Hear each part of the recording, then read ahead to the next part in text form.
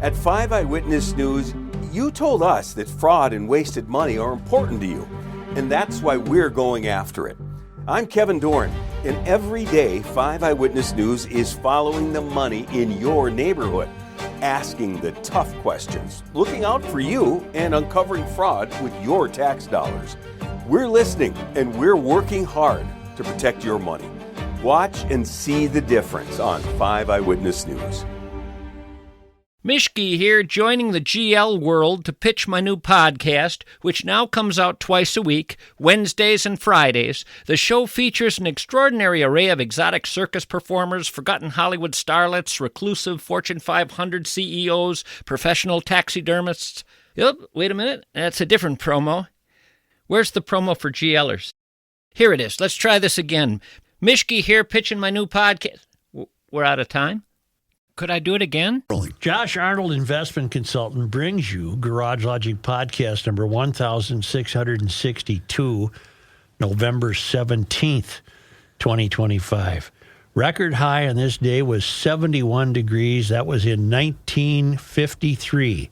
That is the last chance for a 70 on the calendar. That's our last 70, and that was in 1953. We broke a record Friday.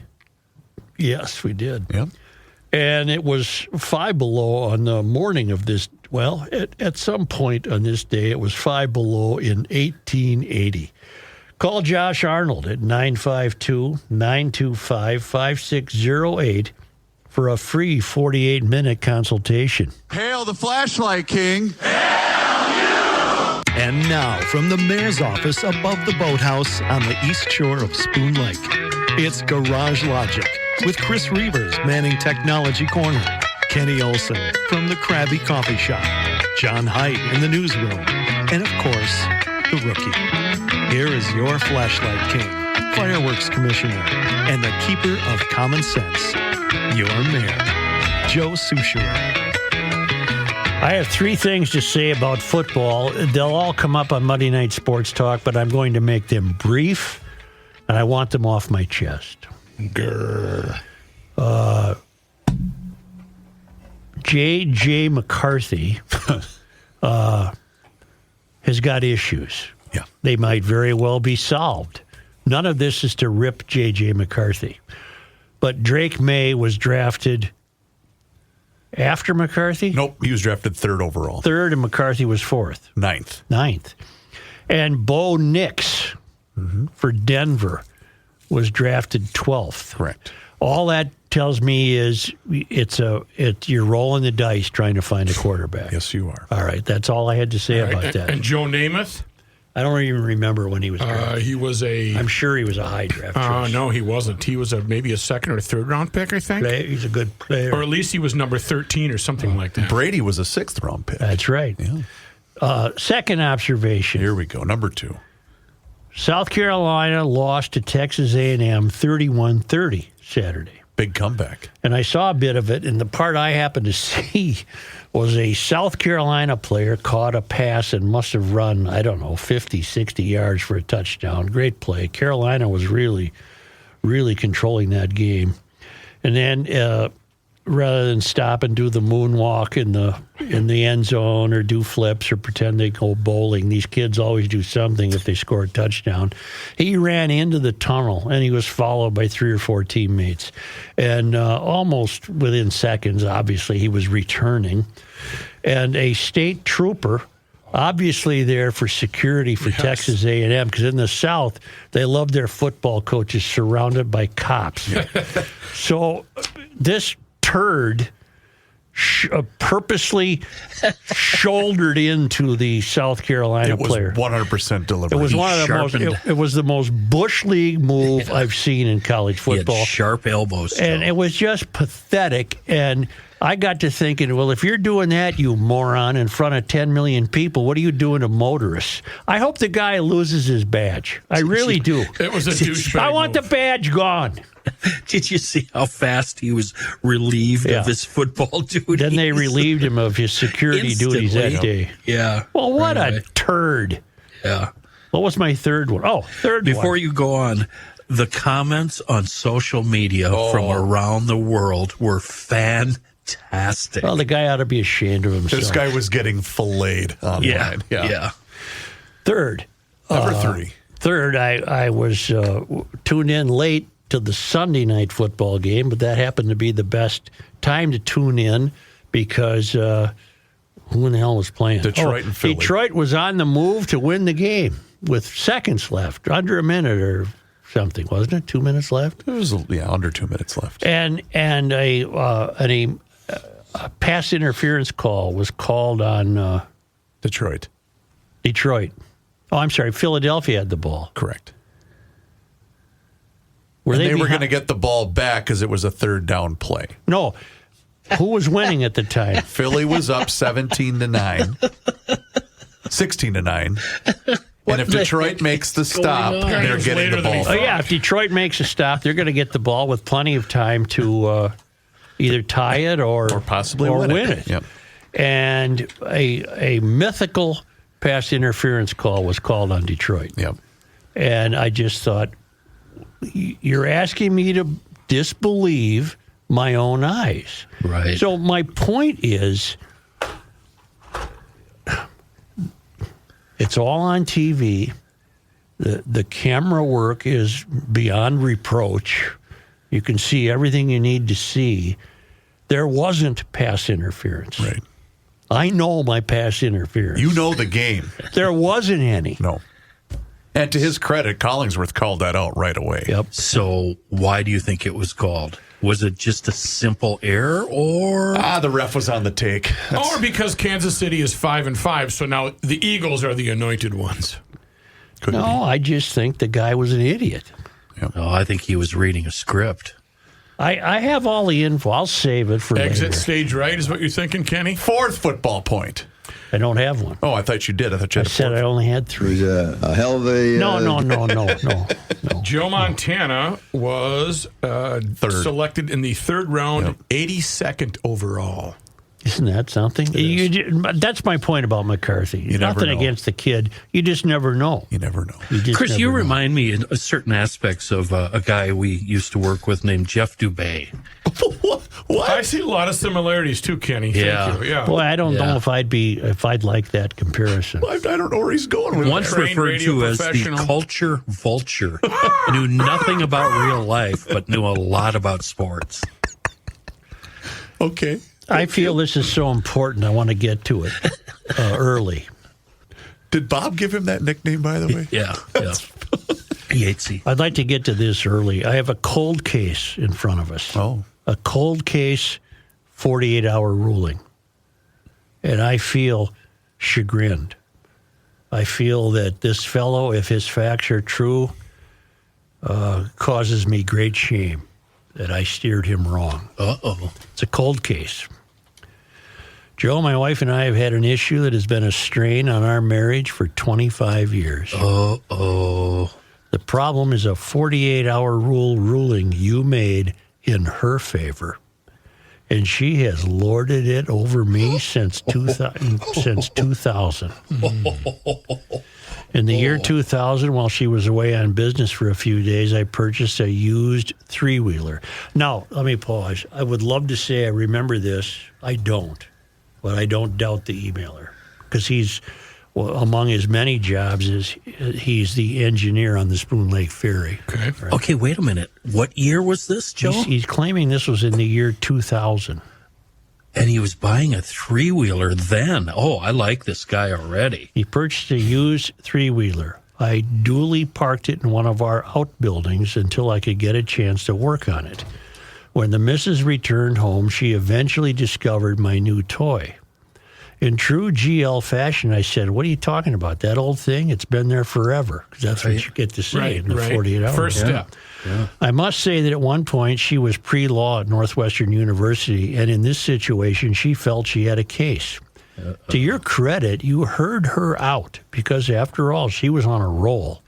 You ruled in her favor that I had violated the 48-hour rule because I had purchased the 3-wheeler while she was gone. Let me pause right there. I I don't think I would have entered that for consideration. Who cares if she's home or not? Right. That has nothing to do with the 48-hour rule, and I'll tell you why, and because on account of, I'll tell you why in just a moment. You ruled in her favor that I had violated the 48-hour rule because I had purchased the Wheeler while she was gone. Now, as you know, lawyers are not necessarily concerned with truth as long as they win their case. Point of parliamentary procedure. In this instance, she convinced you, Your Honor, that the violation was sound because she was gone when I made the purchase. Although that is true, she did not return home until after 48 hours had expired. In other words, she comes home. He's already purchased this, but she comes home. Now, 48 hours go by before she notices this thing. A long time goes by. The bit of evidence that she failed to disclose is that she made the discovery 2 weeks after she returned home from a business trip. I have endured the fact that your ruling flies in the face of justice, and she has flaunted it for a quarter of a century, and I can't take it any longer. I demand satisfaction and simultaneously humble request an appeal. Please, in light of this new evidence, reconsider your ruling. If you do not overturn the rule in my favor, I am willing to sweat out the full-on burner look I am sure to get, but it will be worth it. Thank you and good luck, Glenn Moling, Garage Logic Power and Light stationary engineer and part-time propulsion engineer aboard the Spoon Lake Ferry. I am so sorry, Glenn. Based on this new evidence, you should have won that ruling. There's nothing in the legal filings in Garage Logic that say you can't make a purchase while she's gone. I thought I would have made that clear. Right. The key to the 48 hours is whenever she's around, that's when the 48 hours kicks in. None of that matters in this instance. Well, help me. Matthew. Yes. What does Joe do when A, a famous attorney from the Twin Cities calls the show, or B, confronts Joe on the golf course? What does Joe do right away? Caves. Yeah, he folds like a cheap napkin. He got suckered by a brilliant lawyer is what happened. Well, but now under appeal, with my legs firmly beneath me and standing on solid ground, this fellow has been deprived of justice for 25 years. Are we in agreement on that? We might have to open up the phone lines and get both of these two on the line and dive into this a little further. I would be more than happy to entertain their I'll be behind the bench with my robes on. And your gavel. No, based on this new information, I think this fellow has been wrongly convicted. Is there any way we could find that tape? I bet there isn't. What year? Year 2000.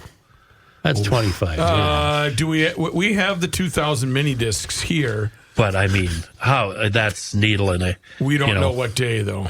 Yeah. Well, possibly Glenn can email us again and try to pinpoint the time. Give me a week within a week or two. I can only surmise it was the sound of her voice and the fact that she was brilliant and she's really good at arguing a case that caused you to cave. Well, but you're making an assumption. You assume we heard from her. I'm not. I think we might have only heard from him.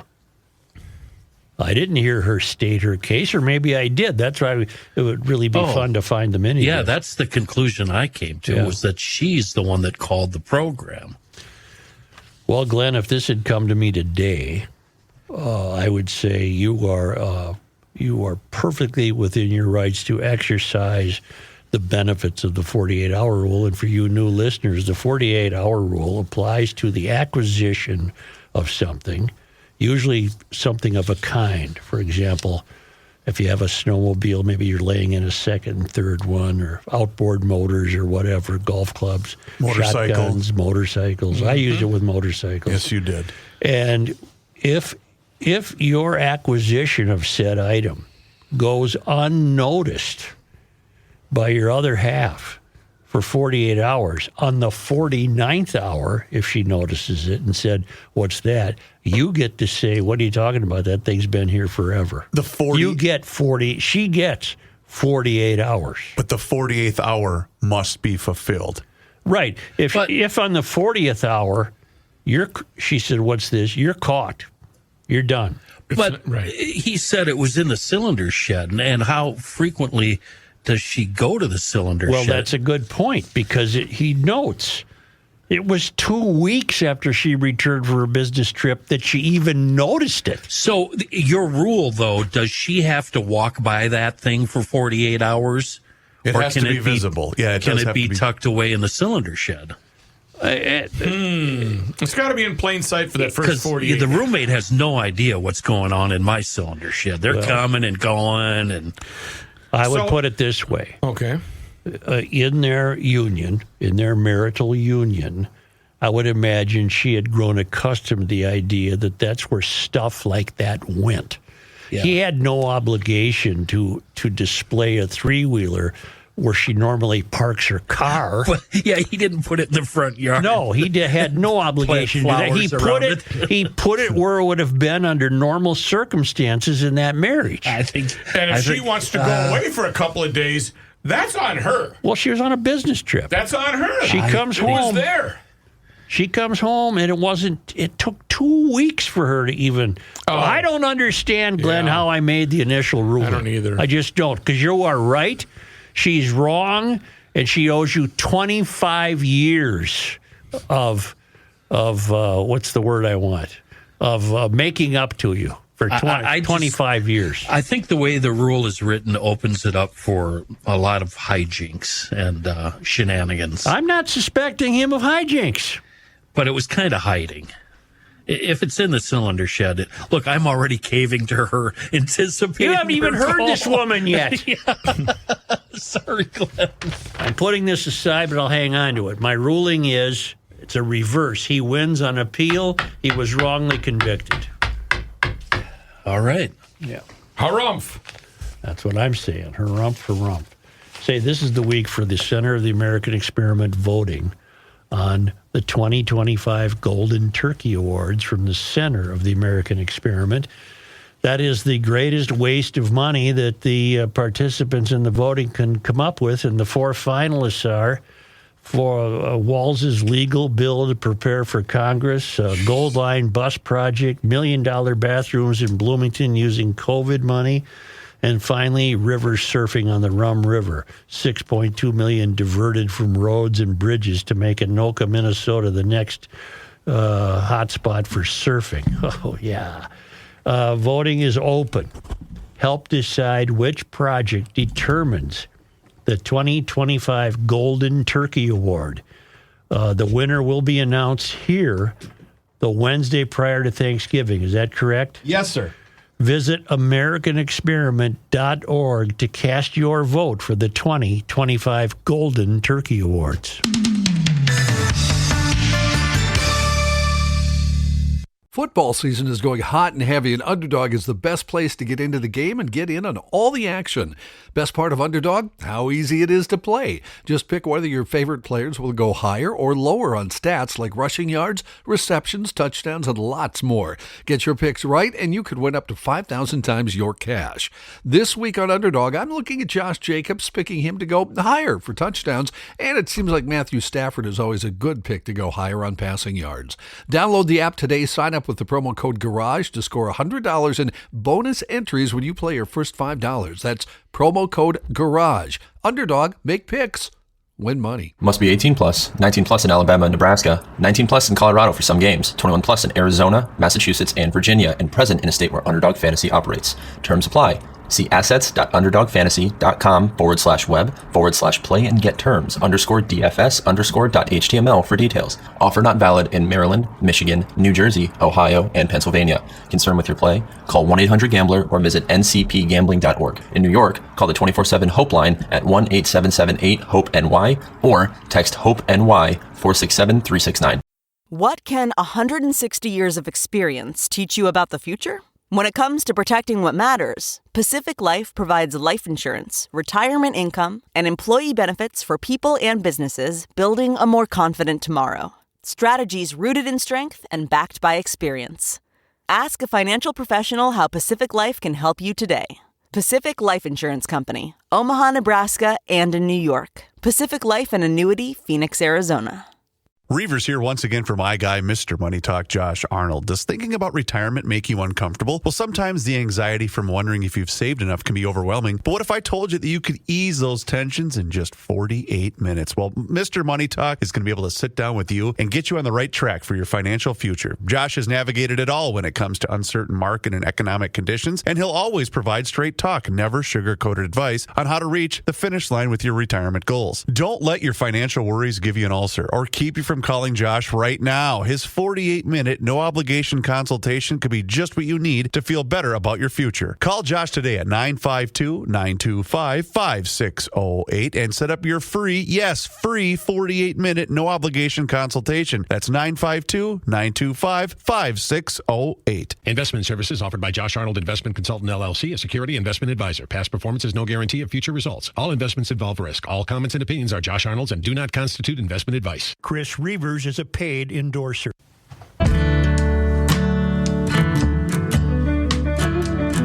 Here's a man who spends hours in hardware stores, sifting through the nuts and bolts of life.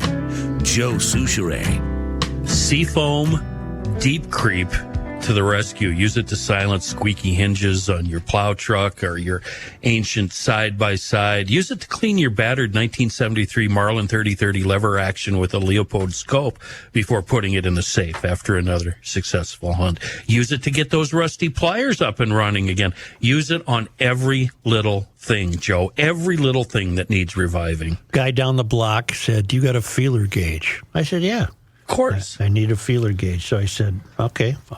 Got mine out, and I looked at it, and I thought, when's the last time this thing was used? How's that happen? All the feeler blades were frozen in rust together. They were just solid hunk of crap. It just sits in your toolbox. How does that happen? I don't know. It sat in the toolbox. I sprayed it with Deep Creep. I'm not lying. 30 seconds, every gauge was free. And that's why you need a can everywhere, so you don't have to go traipsing out to the garage or wherever to find it. Keep one in the house, keep one in the garage, wherever you store your cylinders. The real planners keep a can of Deep Creep in their vehicle. That's being prepared. It's an amazing product and more effective, actually, than any other product on the shelf. And you know what? It smells better, too. Deep Creep, an amazing product in a world of rust and corrosion. Kenny, in your absence, maybe you missed this, but I was sent a picture of Deep Creep by my bride. Oh. It says underneath, FYI, the dog's toggle on his leash was rusted, and I used this to open, thanks to Kenny. Oh, cool. Yeah. Is that what that text was that you sent to me that I didn't read? The little thing wouldn't work on the dog's list, so she sprayed the hell out of it and it opened right up. Need a can everywhere. Did she have to point out where it was on the shelf? Yes. Okay. Yeah, exactly. We received information this morning from one of our trusted moles. Yes, sir. In fact, I would put him at the top of the mole. Oh, yeah, he's pretty high up there. 100%. Top of the mole heap. And I have in front of me the news release he has made us privy to. Hang on to your hats. Buckle up, ladies and gentlemen. Uh-oh. For immediate release, and this was dated the 15th, so that's Saturday. Immigrants, community organizations, and businesses call press conference on media and targeted state oversight harming minority-led providers. Minneapolis, Minnesota. A coalition of immigrant and minority-led nonprofits, community organizations, and small businesses will hold a press conference today, Monday, November 17th, at 11 a.m. at the Minnesota Somali Community Center to address what they describe as a harmful, politically motivated actions by state agencies and media that are disproportionately targeting minority-led service providers. Perhaps they mean me. I have stated that not all Somalis appear in the news, but all Somalis who appear in the news are thieves. Maybe they're talking about that kind of media coverage. Okay. The state agencies like the Minnesota Department of Human Services has implemented an expanded prepayment review process for 14 Medicaid-funded services, many of which are primarily delivered by immigrant and minority-owned agencies. Claims are now reviewed before payment, allowing delays of up to 90 days even when no fraud or wrongdoing has been found. These services including adult companion care, community first services and supports, non-emergency medical transportation, and others are vital to seniors, people with disabilities, and vulnerable families. Community-based organizations and providers report sudden payment holds, severe cash flow crises, and a lack of transparency in due process. Many said they feel criminalized and intentionally targeted while simply serving high-need populations. Leaders across the community argue that minority-run providers are being used as red meat for political points, creating fear, instability, and the potential closure of trusted grassroots organizations. I don't trust you. Monday's press conference will feature impacted providers, advocates, and families sharing firsthand how these delays and heightened scrutiny threaten critical services across Minnesota.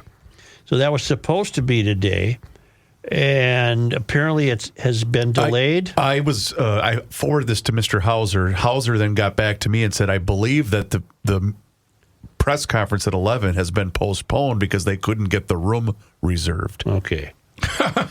So, before I go full blast nuts, I probably should wait and hear what they have to say. But what it sounds like to me is they've tried this game before and they won.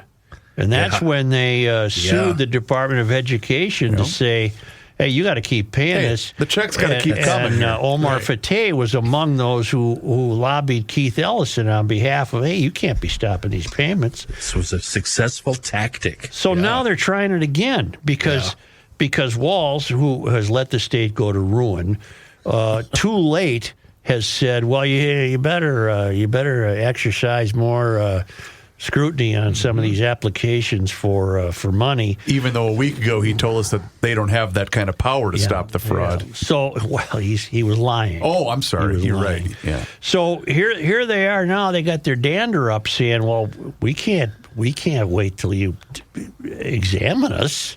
Right. We need the money right now. I'm going to need all that. I already ordered my car. Let's go here. I'm going to stand here and let you badmouth. What did we call that? Ottering. They're ottering. Yeah. They're ottering the taxpayers of Minnesota by saying, do you mean to tell me? Hold up now. You mean to tell me that we're supposed to sit here and not get paid when we're trying to do this noble, virtuous work for certain communities in Minnesota? You have the audacity to say you're actually going to examine our business to see if it's on the up and up? What's wrong with you people? What's wrong with this country? We're not going to let you sit here and tell us that this is not a free country. And then behind the music, the Somali national anthem comes up correctly. Right. And then somebody walks through with the new Minnesota flag, which might as well be the Somali flag. Well, it's because we had to get rid of that terribly racist old flag. Yeah. Didn't you know that? Yeah, he had to go to Austin, Texas to tell people. I heard that, yeah. Okay, here's the deal. There are legitimate operations. Sure. Probably. Maybe 2 or 3. Who knows? There are legitimate operations. But this really, really sounds suspect to me. These are, not only are Somali thieves very good at thieving, they're extremely bold. I've said before, these people, I wish they were on our side. Because they'd have this place straightened out in about 30 seconds. They get stuff done. They get stuff done. They get their money. But they're not on our side. They're on the side of thievery. The people who are guilty, of course, of thievery. Would the likes of Ilhan and or Fateh have the guts to show up at this press conference? I believe they would. Yes, I think so. I believe they would. So here's another interesting thing about it. Who did they send this press release to?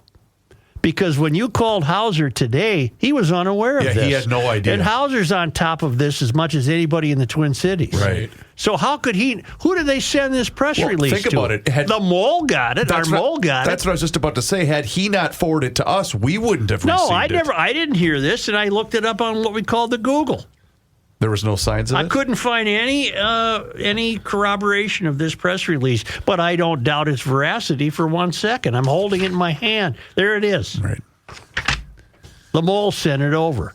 Okay, who did they send it to? That's a great question. Who's sympathetic to their cause? Yeah, I was going to say, how... Star Tribune? Yeah, Maybe the Star Tribune received the... and Channel 4, they'd be sympathetic. The View. The View. Isn't that something? We feel we're being put upon because you've actually decided to see if we're legitimate or not. That's what this says. It says, well, here, I'll get you their exact language. The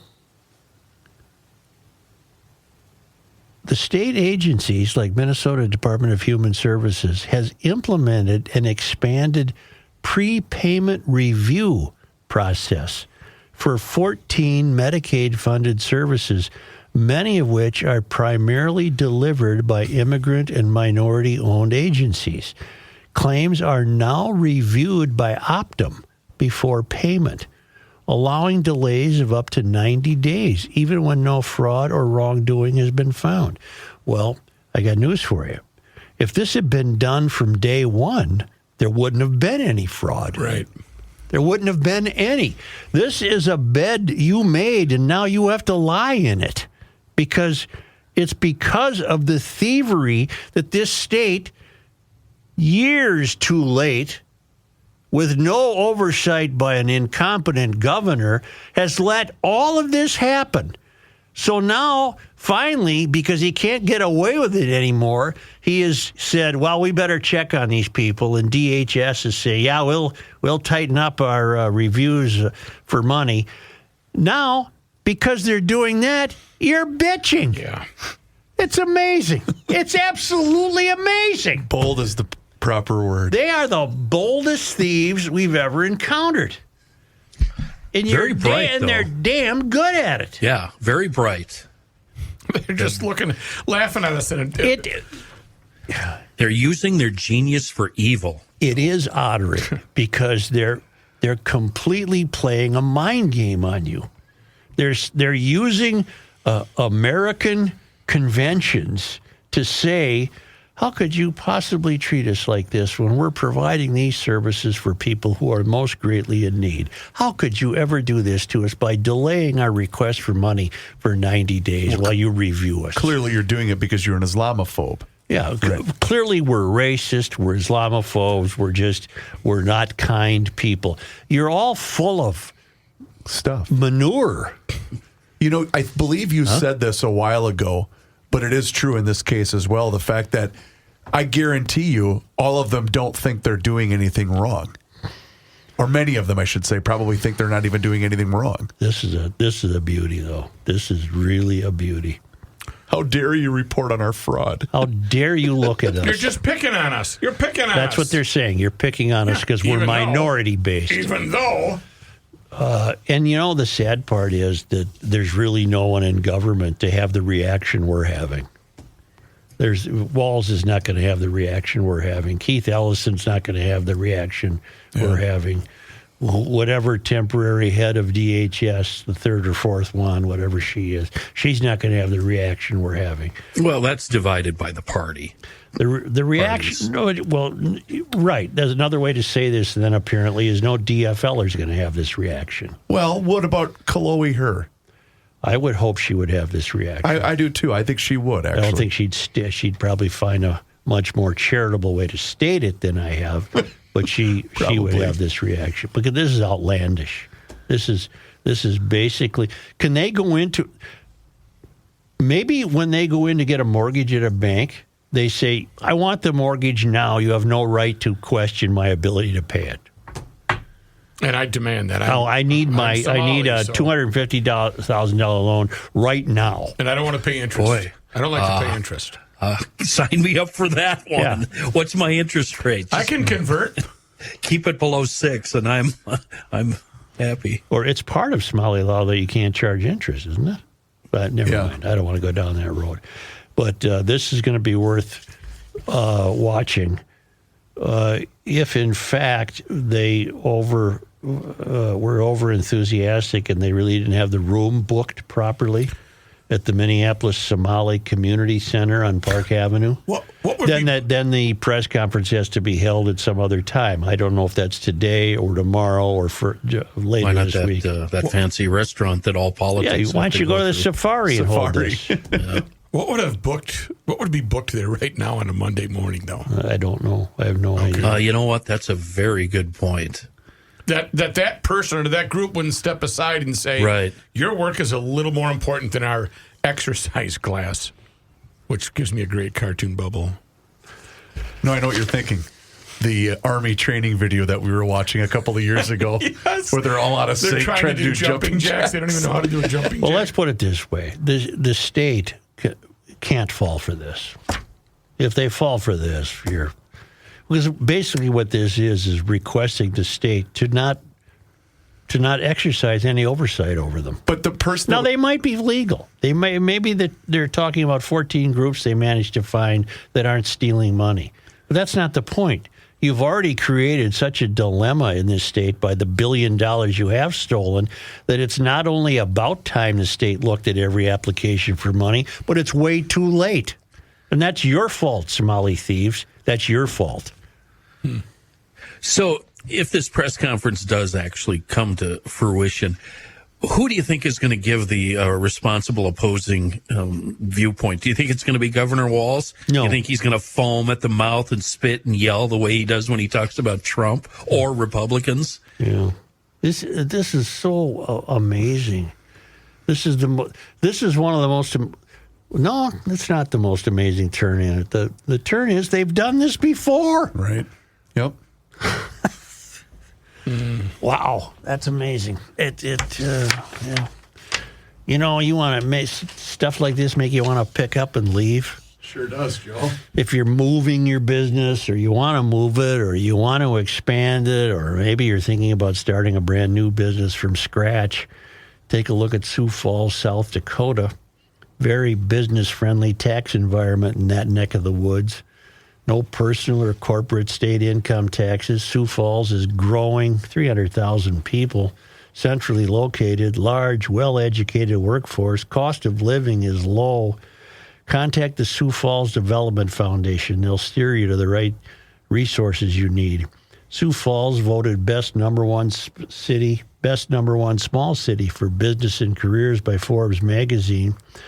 And as I said, a very business-friendly state. Low business costs, high quality of life, no state, corporate, or personal income tax, no inheritance tax, no limits to what your business can achieve, and entrepreneurs are welcome. Find out everything you need at one word, SiouxFallsDevelopment.com.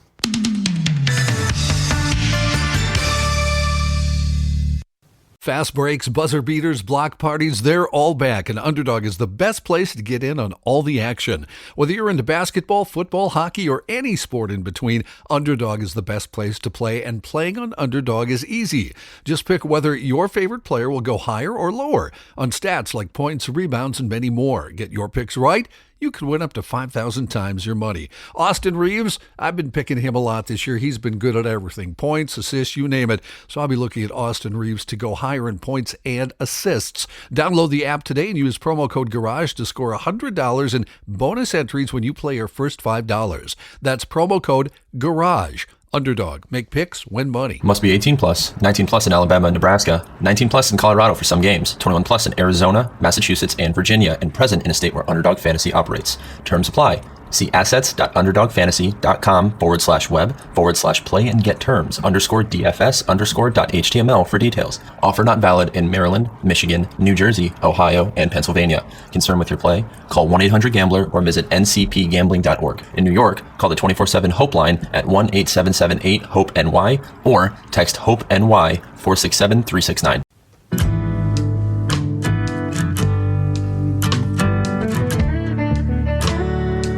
The Earth is not your mother. The Joe Souchere Show. Awaken 180 Weight Loss is here. If you're deciding to make a switch, you know what? You want to live a healthier life? Then Awaken 180 Weight Loss, I cannot recommend them highly enough.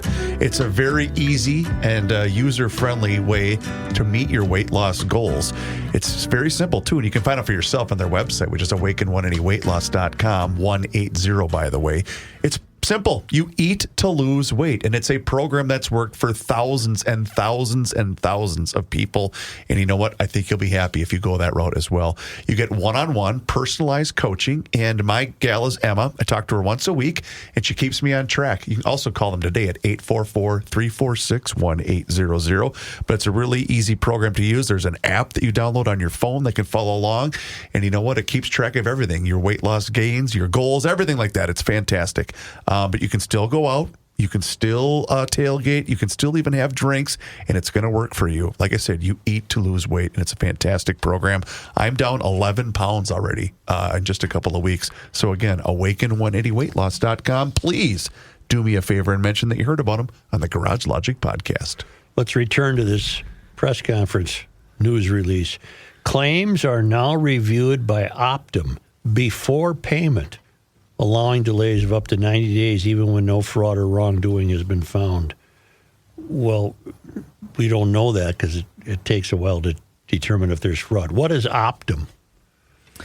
Optum serves specifically is what will be doing the data analytics for the government. As a United Health Group, is owned by United Health Group. They provide health and care management services to federal government, primarily military service members, veterans, and public health initiatives.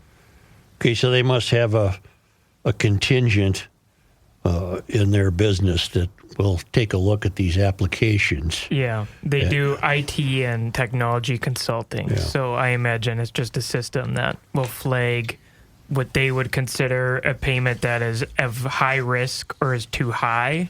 Yep. And then they will send that to the Department of Human Services at the Minnesota government, who will then declare if it is a viable payment or if it's a fraud. A question for Gabe.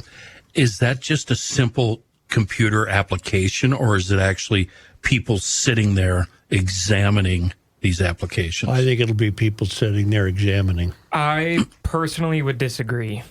My guess is it is a computer system that they would have, which would flag it at some capacity, and then someone at Optum would declare that they need to send that to the government. Okay. Oh, you mean the state computer system? No, it would be Optum's. No, Optum has a program, Joe, that just scans all these, throws out red flags, and then that's where Gabe said a human probably steps in, looks at them, and then forwards them to whomever. Okay, what would the red flags be? Yeah. Well, they're reviewing right now 14 specific high-risk Medicaid services, including kind of what you were talking about, the adult companion, the day services. Most of those claims will take them around 30 days, and then they kind of, if it's too high than what it normally should be, or if it's too fast compared to when they last did a payment, or certain parameters that are kind of, when you were talking about feeding our future, they fed the entire town of people. But the entire town wasn't under that. I guess what I was imagining is, the Acme company puts in for $2 million because they're offering companion services. I want somebody to go knock on the door of the Acme company to see, A, if the Acme company exists, or B, if there's anybody there. Yeah. You think that will happen? I think that could happen, and I'll tell you how that would. If Acme does that $2 million, Optum would flag that and send that to the government, and then the government would then, I think, be liable to go and knock on their door and say, hey, do you actually need this $2 million? And then because it was flagged, But I don't think the government is proactive enough to go out there and do what you're saying. No, and I'm not. They've never have done that. So I mean, Jay Coles does that on behalf of the Minnesota public, but the government has never done it, as far as I'm aware. No. Yeah. Gabe, we should address this tweet you just sent out because these numbers are staggering. Of the non-government office or organization. You think the government's going to step in based upon what I'm reading right now that Gabe just posted to the Garage Logic Twitter account? What do we have? You want to read it or go ahead, Gabe? So basically I went into how much money the government from the state level will give to a non-government organization because I feel we repeatedly see that they're trying to switch from government spending to a nonprofit. Mm-hmm. So I kind of did a deep dive on that. And I made it correspond to the state spending every year. And right now we're resting at about 40% of what the state spends. They dish out to a non-government organization. So it's not a question on if these services are actually needed because we know that a lot of these companies are actually doing the work that they're saying they're doing. Mm-hmm. But it's a question of we don't have the oversight to make sure that these these non-government organizations are actually completing what we're giving them money to. Mm-hmm. And then we end up with billions of dollars in fraud because nobody at the government wants to follow through where the money is going and follow that trail. Read the tweet. So I'll start at the top. Minnesota taxpayers, you need to see this graph. Here's the part nobody is posting. In just 10 years, state payments to nonprofits and NGOs have quietly doubled from $11 billion a year to $22+ billion a year. One out of every $3 that Minnesota spends at the state level, more than we spend on roads, courts, and the prisons combined. Pause. Wait.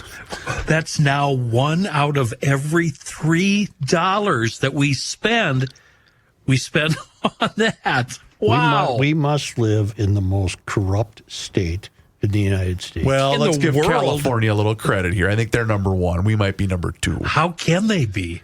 They couldn't be worse than this. But you guys, 36% and still climbing in 2025. That's what Gabe posted. Was 26 in 2015. Keep in mind, half the state's budget goes towards education. Okay, I got another question for you.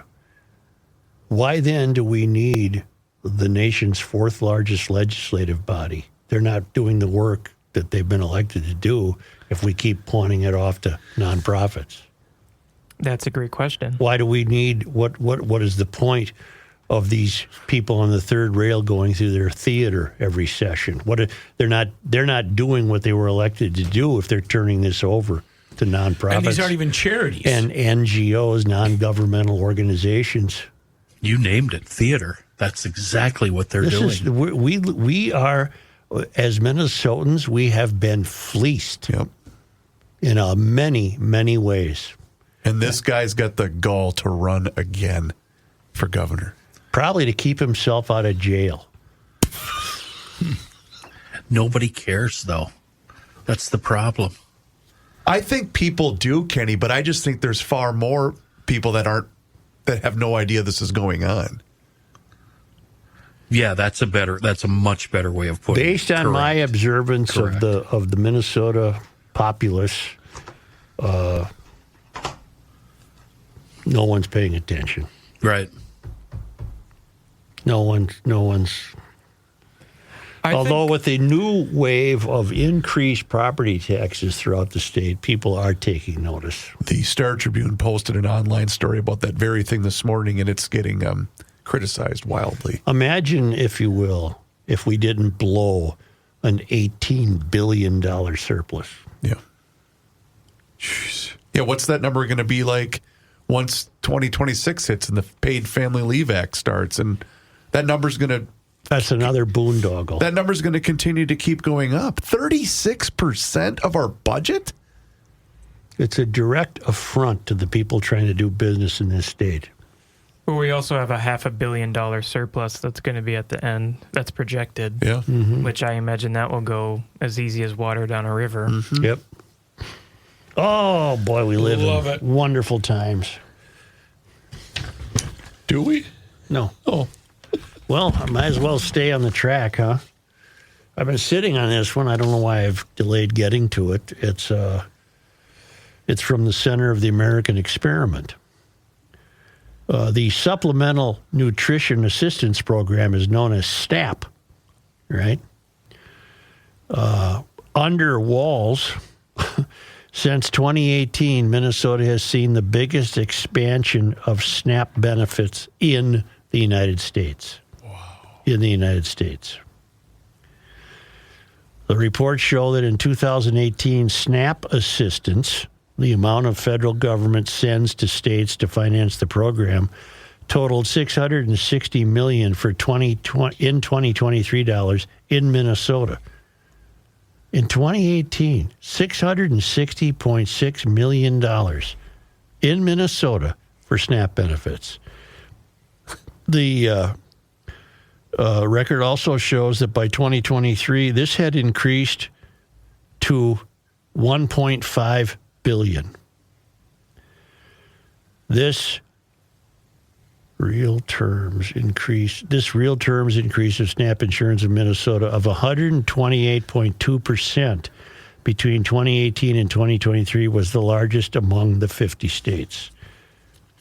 I got the graph here. You can go to the smallest increase in SNAP benefits over the same period was Montana, just for the hell of it. The total federal issuance covers both the benefits distributed to households and about 50% of the administrative costs of running the program. It follows that this total amount of SNAP issuance can change either because the number of enrollees changes, the amount which each enrollee receives changes, or administrative costs change. But look at go to the Center of the American Experiment website. Look up these graphs. That's incredible. The average monthly benefit received by each of these households rose in real terms by 65% in Minnesota between 2018 and 2023, an increase second only to that of New Hampshire.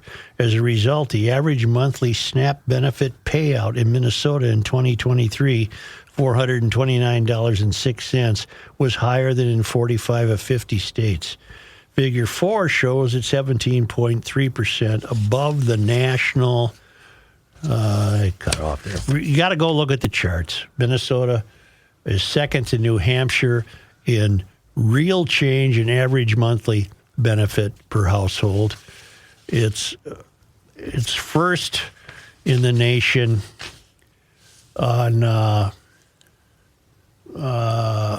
the percentage increase of money spent.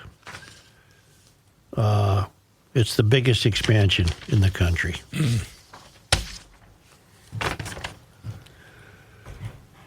That's great. Okay, well, that's fun for Monday. Did the Vikings win? Nope.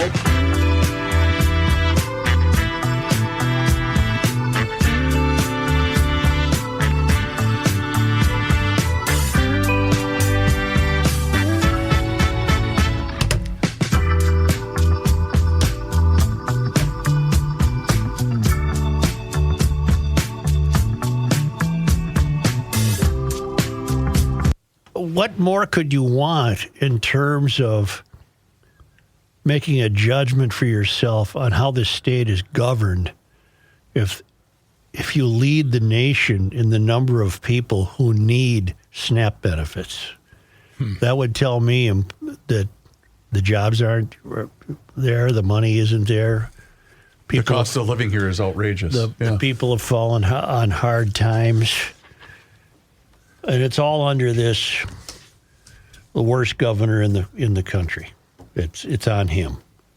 I don't see any other way to look at it. There's no other way to look at it. It's just. By the way, when are you going to call the town of Iota for me? Oh, do you want me to do it? You want to do this first? Well, let me set it up. You want to do an ad first? Yeah, let's do that, and then we can come back. Well, I would like to tell you that, and I've warned you, I hope it's not too late for you to get your garage door taken care of before the winter. It feels like winter today, doesn't it? But if you need a new garage door, get a hold of Precision Door. Precision Garage Door. They have models of doors for every budget. They send out a designer. You sit there and chew the fat. It's all free, that consultation. And then if you get a new single door, it's $100 off for GLers, $200 off a double door for GLers. If you love your current door, but she's making a little racket that makes you nervous, they're offering a noisy door tune-up special for $149. Have the whole thing checked out. Get ready for the cooler weather because annual maintenance reduces wear and breakdowns of your door, and you don't want to stumble out there in the middle of January and your door doesn't work. Book online at precisiondoormn.com or call Precision Door at 612-263-6985 to schedule your free on-site new door estimate or book a noisy door tune-up special with Precision Door.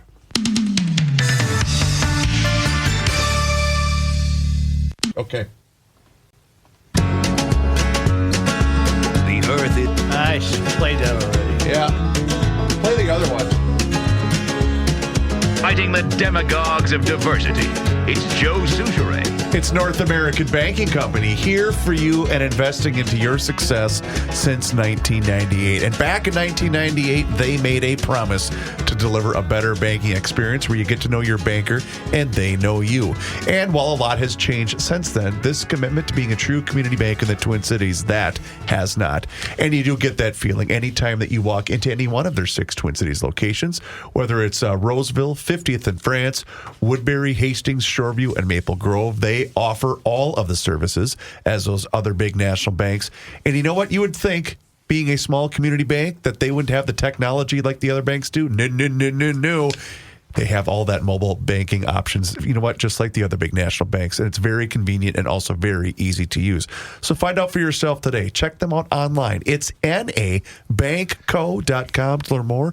Once again, it's banking done differently. North American Banking Company, member FDIC, is an equal housing lender. Joe?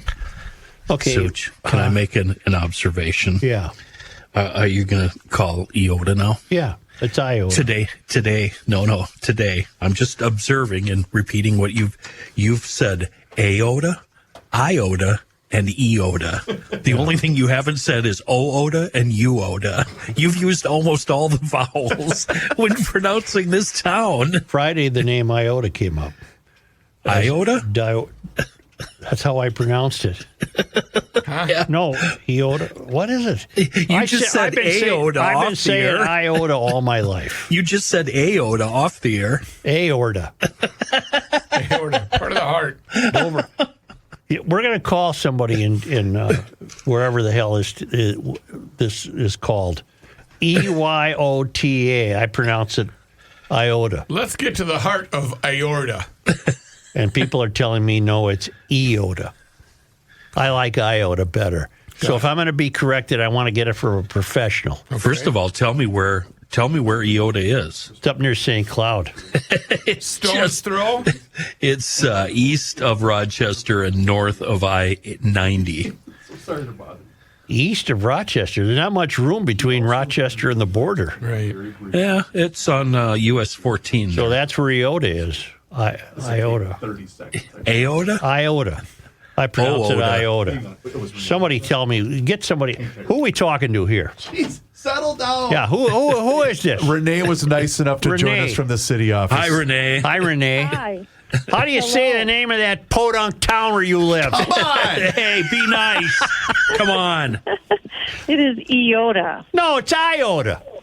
No. I just heard him say AOTA, too, by the way. Your name? Yeah, we hear it pronounced all sorts of ways, but yeah. Renee, you are very nice to join us.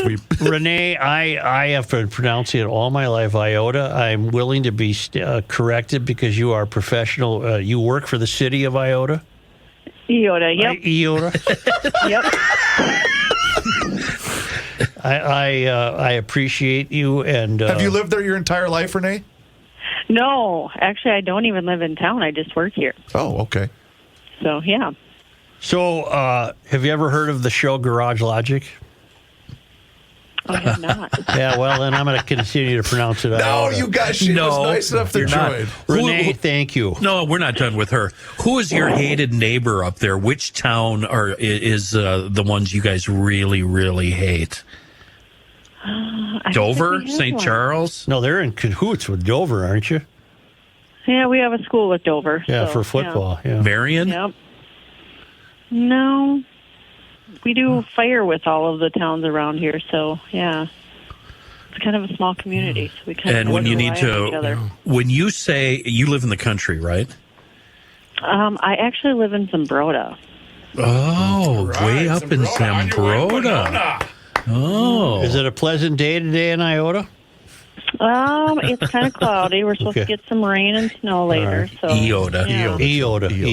I was just going to ask you, when you say you're going to run to town, what town do you run to? Usually Rochester. Okay. There you go. All right. Yep. Well, Renee, you've been very helpful, and I appreciate it. Thank you. One more time. You're welcome. One more time What's for that? the official record. One more time. It's Iota. Iota. Yeah. Thank you. Thank you, Renee. Thanks, Renee. Yep, you're welcome. Bye-bye. All right. 50 years of listening to school closings, and I swear they said Iota. They may have. I swear they said Iota. Because all my town pronunciations in the state of Minnesota were learned to me. Yeah. On the neighbor? On the old neighbor. Back in the 60s when the kitchen dial was frozen to their station by virtue of kitchen grease. They learned you? They learned me that it's pronounced Iota. Their school was going to be closed because of snow. And now I learned from a woman who would know, she works there, it's Iota. Next time I drive down to Harmony, I'm going to stop in Iota. And I'm going to go, there's a Mexican restaurant right there on Main. Really? Los Corrales. Oh, yeah. Oh, the Authentic. corral. Nothing Chris, better than an authentic There's Mexican. a town just west of Zumbrota that I wish I lived in called Wanamingo. Oh, yeah. And if I was part of Wanamingo, Yeah. the city council, I would officially put a question mark at the end of the town. Wanamingo? Wanamingo? Put that up on the water tower. Wanamingo? Sure, why not? I got some time. Question mark. Geez, I blew a 48-hour rule. It's been a rough one for you today. Mispronounced Iota all these years. I feel. We're about to terrible. get sued because we covered fraud. Yeah, we're just racist Islamophobes because we don't understand the need to question the ability to check out your business for its veracity, but it's Iota. Boy, oh boy! After all these years, it's Iota. No. Iota. He's still going to butcher it too, isn't he? He doesn't even know he's doing it. You know, since we're on the topic of I hope it doesn't come up again. southeastern Minnesota, Yeah. I had my wife, who had taken all the leaves on our 2 huge maple trees that had fallen, blew everything into a giant pile. So I called around and got some estimates, okay? I called 1-800-JUNK. They were too expensive. I called another place. That was $450. Wow. I got a call back from a guy, Larry, who does his work down in Red Wing. Yeah. And he gave me a quote after seeing the pictures of about $250 to remove the leaves. And then he followed it up with, well, I got out of the hospital yesterday after I had a toe infection to the bone where they removed part of my toe, but I can make it up there by 2. Are you kidding me? You can't hire a guy without a toe. I said, I'm not going to watch this guy bag leaves out there while I'm eating Cheetos and watching football. Are you the telling bad toe. me Yes. you are not capable of dealing with yard work anymore? Is that what you're telling me? I thought you could just call somebody that would have a huge suction thing and it'd be over in 15 minutes and they'd charge me $100. Well, I ended up doing it on my own, and I did it by myself because I couldn't stand the thought of 9-toed Larry coming up. Can I ask you a question? Bagging leaves. Can I ask you a question? Yeah. Did he say, you should have said to him, I can get you a toe by 3 o'clock? I should have. No. You know what? I'll let you do it for $200 and I'll get you a toe by 2 Now, let me o'clock. ask you something. Don't you ever have signs in South St. Paul that say street sweeping Tuesday. You know, we have those. The Mayor Francis in South St. Paul, they don't put up signs. They just sweep them. Well, then why didn't you just leave them there? But too many. See, can I have my leaf rant now? Oh, go ahead. Oh, okay. Anyway, I'm sorry, Larry, if you're a listener. All my life, I don't rake leaves, and all my life, I've never understood what the problem is. They're part of Mother's Earth. They'll just go away. Don't worry about it. They just become fertilizer for the grass or whatever happens.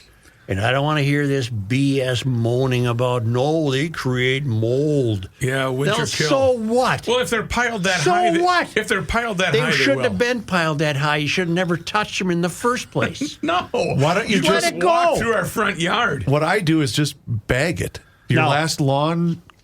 This one is, I'll show you the pictures during the break. Mine were done, by the way. But I don't do it. I don't rake leaves. We use a lawnmower, a leaf blower, a rake, 2 tractors, one with a loader, the other one with a manure spreader attached to it. I just don't get it. We put them on the garden after we put manure on it for the winter. And then I have a big compost pile that I dump them all in. If somehow we could relive, if we could relive the days of being able to burn the leaves in the street, I would rake. Yesterday, Joe, the guy lives a mile away, and I could smell it at my house. It was. I drove over there, and it was like a Pink Floyd concert. It was, or you know how it is right after they stop shooting the fireworks off, that fog of smoke. Yes. That's exactly what it was like. It was so cool. One of the world's greatest smells. Yep. But we're afraid of that now. We can't do that. Wait a minute. I thought you were opposed to backyard fires.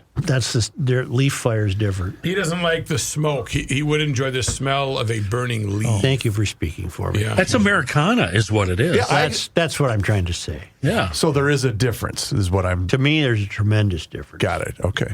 Yeah. Once in a while, I'll scoop up a small pile and just light it for the kids so they know what they're missing. This is what it used to smell Back in my day, this is what it smelled like. And you should know that. You know. That's what you got to know. Okay, thanks, Grandpa Dum Dum. Meanwhile, my grandpa's burning trash, tires, old gas cans. Oh, that's terrible. Yeah, well, that's just what we did. Yeah. All right, I'm going to take a time out. Okay.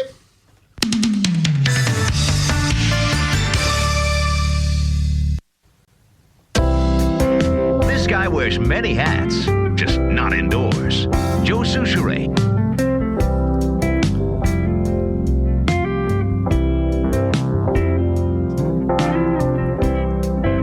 Let's continue the music with, I believe Jesse sent this. Yes, I think Jesse's the one that created it. Yeah.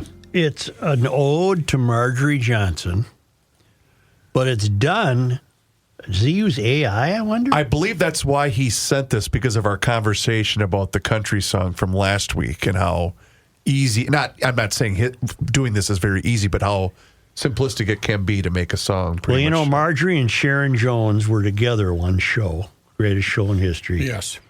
And Jesse has put together an ode to Marjorie Johnson, and it sounds like it's sung by Sharon Jones.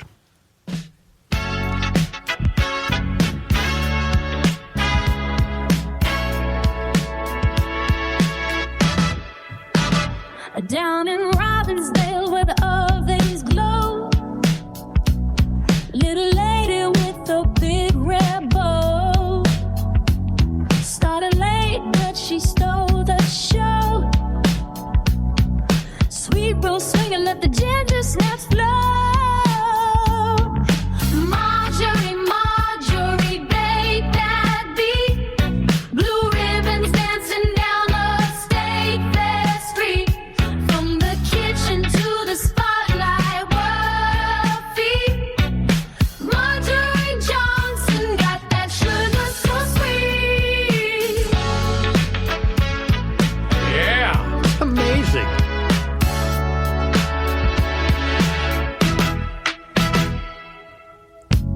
Years of flavor, never missed a jam. Cookies, cakes, honey glazed, oh man. From Pillsbury dreams to the Dap Kings band, she's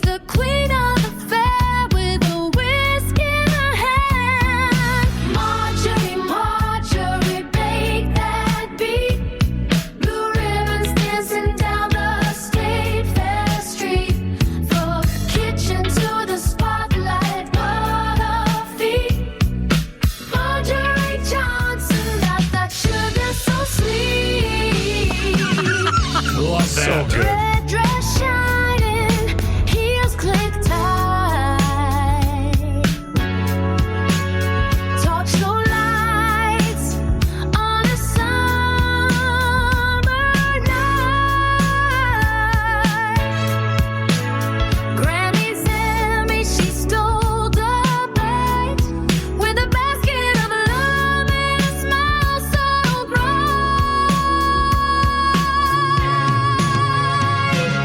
Marjorie, bake that beat. Bake that beat. Blue ribbons dancing down the state fair street. From the kitchen to the spotlight, what a feat. Marjorie Johnson got that sugar so sweet.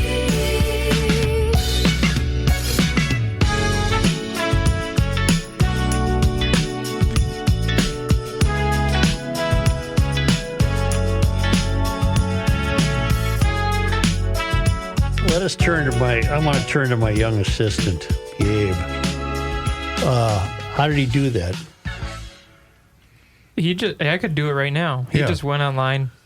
There's several programs. But don't you have to feed the words to the computer? Yeah, Not necessarily. But my guess is in this specific case, he did. I'm going to guess that he wrote this out, or he either did that, or he gave it an idea of who Marjorie is, what she did. That would be my guess too, I would say that he wrote that and put it in there. because it was very specific to who Marjorie is for sure.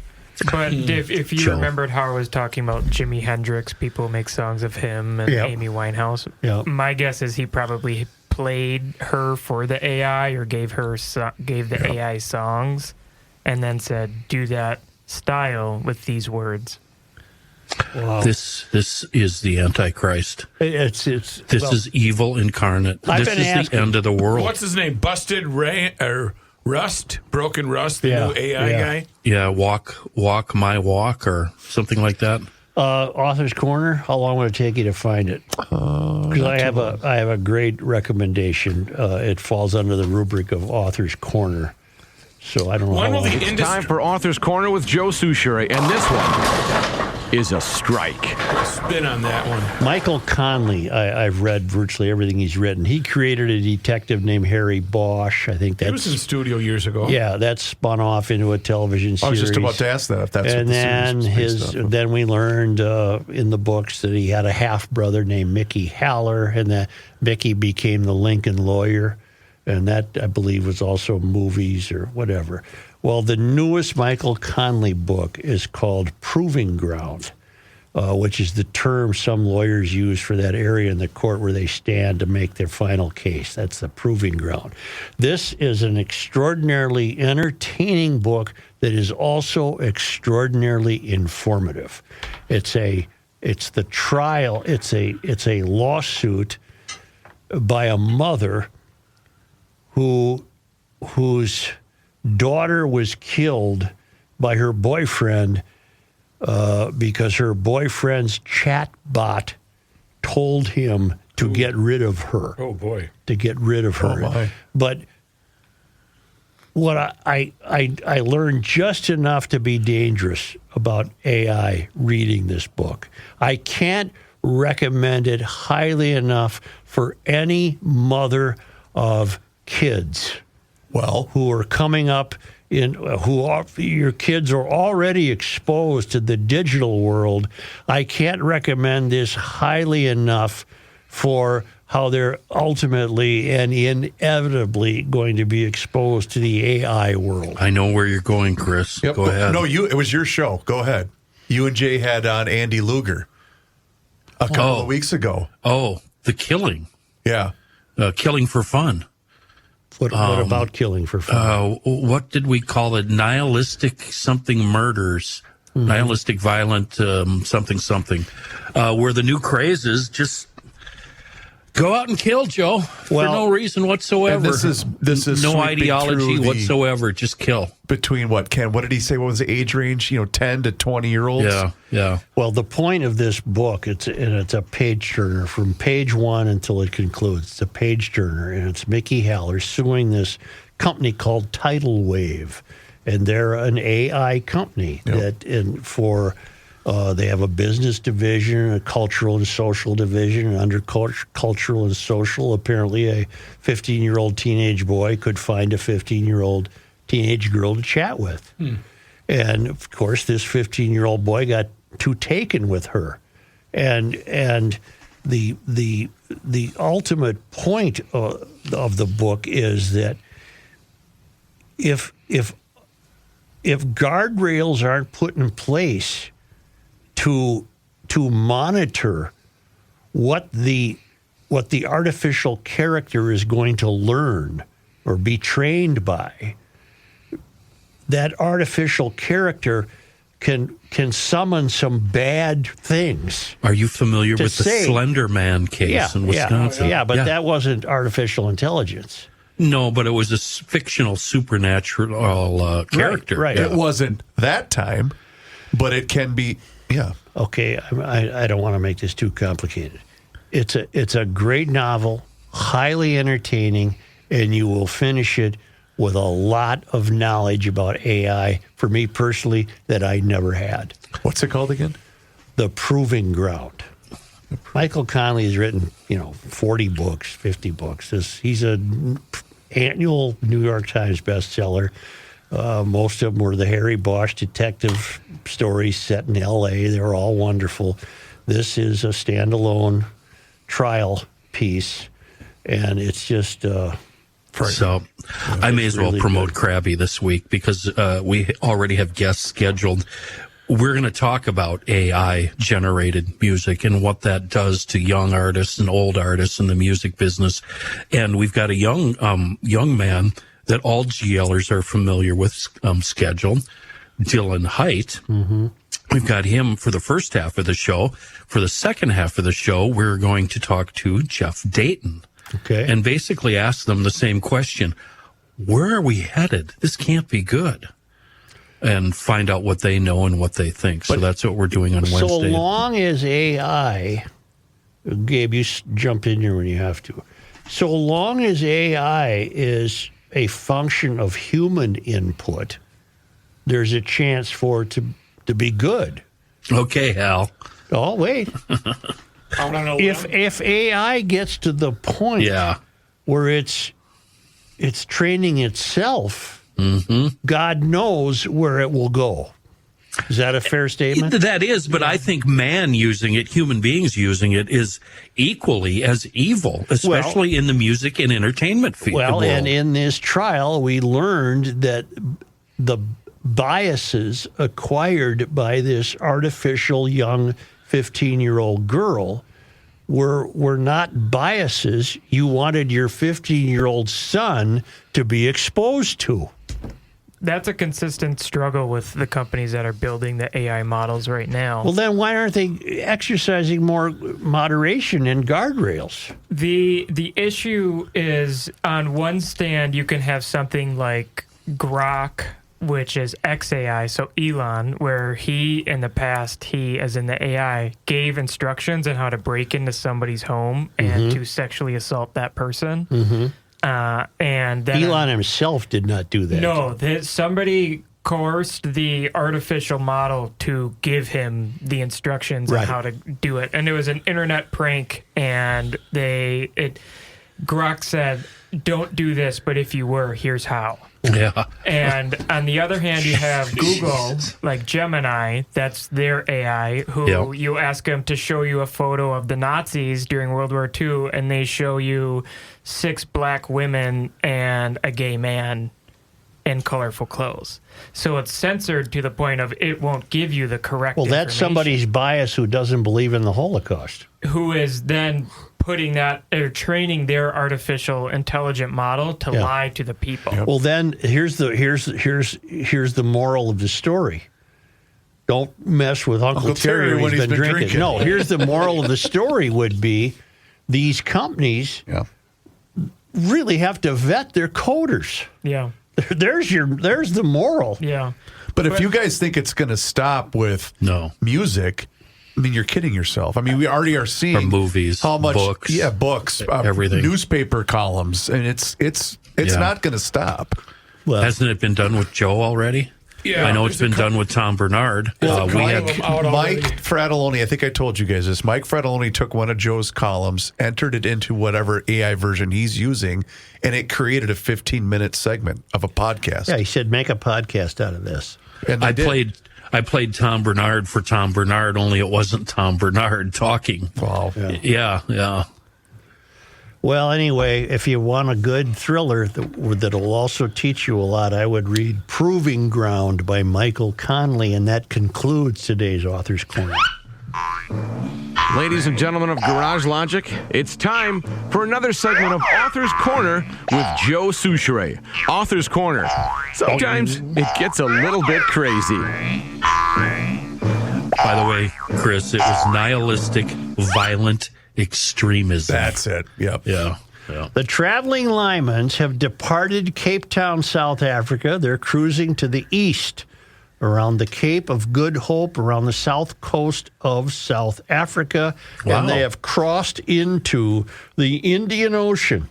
You can follow the traveling Lymans at worldwidewaftage.com, and it's only because they come to us all the way from a vessel in the Indian Ocean. We didn't do much on this day, I'll tell you that. It was on this day, November 17th. In 1863, Winfield Scott Hammond was born in Southborough, Massachusetts. Prior to becoming the state's 18th governor, he functioned in various educational capacities as a high school principal in Mankato, super of schools in Madelia. Am I pronouncing it correctly? And president of the school board of St. James. He died on December 30, 1915, the second governor to die while in office. So there's another governor I have no real familiarity with, Winfield Scott Hammond. On this day, Joe, today is November 17th. In 1992, Jackpot Junction Casino, run by the Metawankton Dakota on the Lower Sioux Reservation in Morton, celebrated its 8th anniversary. What the hell? Is that important? So what would it be now? It is the first, well, it was the first Native American casino in Minnesota. Originally a bingo parlor, which is the official game of Catholicism. By 1998, it had become a fully operational casino. Why wouldn't we have just added 8 years to that date and just say they opened? And that place was famous in my town up here because we used to have guys that would do cigarette runs. They would go down there with $500 and buy all these cartons of cigarettes for the locals. On this day in Minnesota sports disappointment history. Who would we lose to on November 17th? There are no items posted for today's date. Nothing. We didn't lose anything today on this day in history. Okay. All right, GLers, thank you. Do us a favor if you have not done so already and hit subscribe on the Garage Logic YouTube channel. And on that YouTube channel, you can watch the show each and every single day starting right around noon. You can also see full segments, video shorts. There's even behind the scenes footage. It's all there for you. Just search Garage Logic on YouTube. And you can also search for us on all of our social media channels, which includes Facebook, Instagram, and X. And you can also sign up for the Daily Logician. That's an email that comes right to your inbox each and every single day, and it includes the most recent episode of the podcast. Find out more and sign up today at garagelogic.com.